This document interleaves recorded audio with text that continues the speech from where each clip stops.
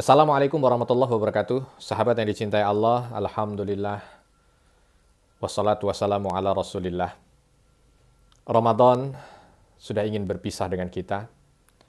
Mudah-mudahan Ramadan kali ini menjadi Ramadan terbaik yang pernah Allah berikan kepada kita dan betul-betul mampu menjadi madrasah bagi keimanan kita sehingga kita bisa keluar menjadi pemenang, orang-orang yang berhak untuk mendapatkan gelar muttaqin.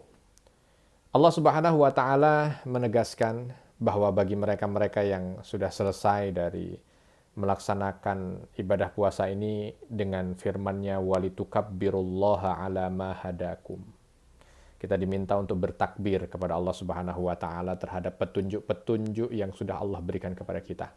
Maka dari itu, mari ramaikan malam 1 Syawal dengan takbir.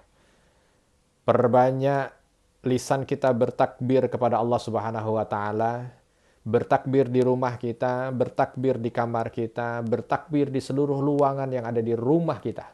Kalau sekarang ini sudah mulai banyak sekali media-media sosial, silahkan bertakbir melalui media-media sosial yang kita miliki. Dan jangan lupa diiringi dengan bertakbir itu kita diminta untuk bersyukur. Salah satu bentuk syukur kita adalah dengan menunaikan zakat fitrah. Maka kita persiapkan diri untuk bersama-sama menyempurnakan ibadah Ramadan ini dengan zakat fitrah sa'an min tamar. Diminta untuk memberikan zakat fitrah itu dengan ukuran 1 sa'. Qut biladih kalau sekarang ini, dengan makanan pokok dari makanan pokok yang ada pada kita. Kalau dulu Nabi Shallallahu Alaihi Wasallam itu dengan kurma atau gandum, kalau kita sekarang ini berarti dengan beras. 1 sa' kurang lebih itu ukurannya antara 2,5 kilo sampai dengan 3,5 kilo. Ya, jadi ukuran itu yang dipakai karena memang sa' itu ukurannya adalah tangan manusia yang mungkin antara satu dengan yang lain itu berbeda, tapi intinya ambillah ukuran yang pas, yang baik, yang aman. Ya, mungkin kalau dibilang sekarang ini antara 3 kilo gitu ya, atau 2,5 kilo, tapi jangan kurang dari itu. Lebih silahkan. Wah, mau 5 kilo Ustadz, bagus. Ya, nggak ada masalah, karena itu merupakan bahagian daripada kebaikan yang insya Allah akan kita dapatkan. Ditunaikan di hari terakhir bulan Ramadan ini, dan waktu paling akhir adalah sebelum khatib naik mimbar. Ya, diberikan kepada fuqara dan masakin dengan tujuan agar zakat ini mampu untuk membuat semua orang yang merayakan Hari Raya Idul Fitri itu berbahagia dengan makanan yang tersedia di rumahnya. Setelah itu, sahabat yang dicintai Allah, jangan lupa hiasi Hari Raya Idul Fitri ini dengan sunnah-sunnah. Ya, sebelum kita berangkat, kita mandi terlebih dahulu. Lalu disunnahkan kita untuk makan terlebih dahulu. Ya, jadi sebelum berangkat menuju tempat sholat, kalau besok berarti kita sholat di rumah, ya berarti makan dulu sebelum menegakkan sholat.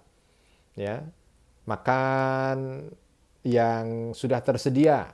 Ya, kalau ingin membuat dia menjadi istimewa, silahkan makan ketupatnya, opornya, ya semurnya, rendangnya, ya dinikmati dengan kebahagiaan karena hari itu adalah hari kebahagiaan setelah Allah Subhanahu wa taala berikan kebaikannya kepada kita selama 30 hari di bulan Ramadan. Setelah itu, silahkan tegakkan sholat Idul Fitri. Bagi yang bisa berangkat menuju ke tempat-tempat sholat di masjid atau di lapangan yang memang daerah itu diizinkan oleh pemerintah untuk bisa melaksanakan sholat, maka silahkan berangkat ke sana. Tegakkan syiarnya, bawa semua orang. Karena dulu Nabi Shallallahu Alaihi Wasallam itu membawa semua ahli keluarganya, bahkan meminta para sahabat untuk mengeluarkan binatang-binatang ternaknya, agar memang betul-betul hari itu terasa syiarnya, terasa kebaikannya, terasa hari rayanya, berkumpul semua orang di satu tempat, ya, yang mampu untuk menampung jumlah besar. Ya, berangkat dari satu jalan, pulang melalui jalan yang berbeda. Sambil berangkat, sambil mengumandangkan takbir. Allahu Akbar, Allahu Akbar, Allahu Akbar. La ilaha illallah, wallahu akbar. Allahu Akbar, walillahil hamd.